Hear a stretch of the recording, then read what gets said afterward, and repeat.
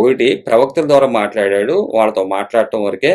ఈయన మాట్లాడటమే కాదు, ఈ దినములంతమందు శుద్ధీకరణ చేశాడు. మీ పాపాల విషయాలు కూడా శుద్ధీకరణ చేశాడు. శుద్ధీకరణ అంటే మామూలు విషయం కాదు. రోడ్డు మీద ఈడ్చుకుని కొట్టి, కొరడాలతో కొట్టి, ఆయన్ని సిలువ మోయించి ఎన్నో విధాలుగా చేస్తే మనం శుద్ధీకరించబడ్డాము. ఆయన పొందిన దెబ్బల చేత మనకు స్వస్థత వచ్చింది. అది రోగ స్వస్థత కాదు.